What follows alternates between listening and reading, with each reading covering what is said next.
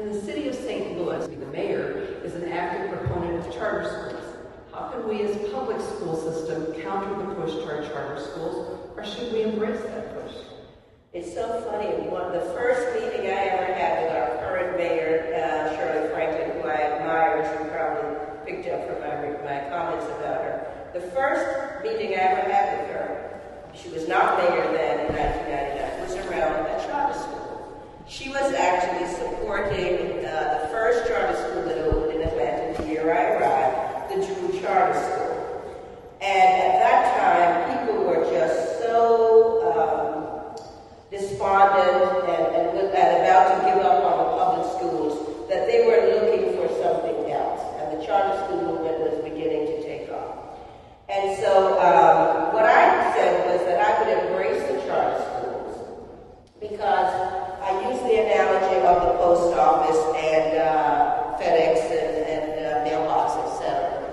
I remember when the post office was the only game in town, and you would go to the post office, and there'd be lines stretching it anyway, and the clerk would just suddenly put up a sign, go to take a break. You could see her.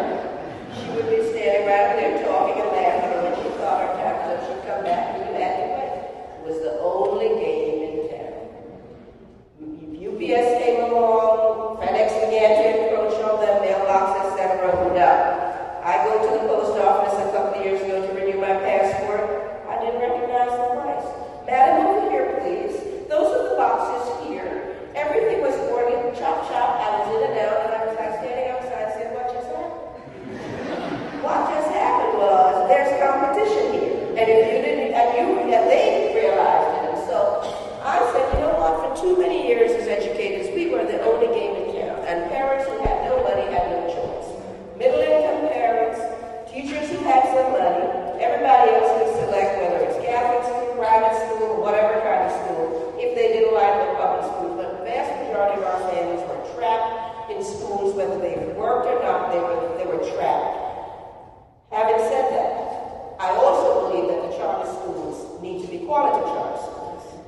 And so we have granted, I think over the years, probably about 12 charters, only 7 are currently open.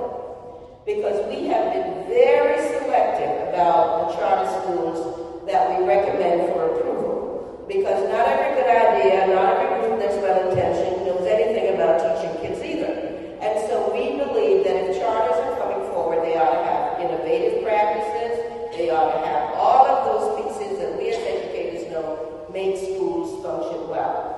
And what we've had in Atlanta is really some interesting dynamics where we've opened charters and we thought schools would close as a result. Those schools are sometimes outperforming charters. As a matter of fact, in many cases our schools are outperforming the charters, but the charters are also good schools. And we monitor them. We have a charter liaison out of my office that monitors and makes sure they're serving the students well. But I've also said to the charter schools this year that we have a new wrinkle to our RFP.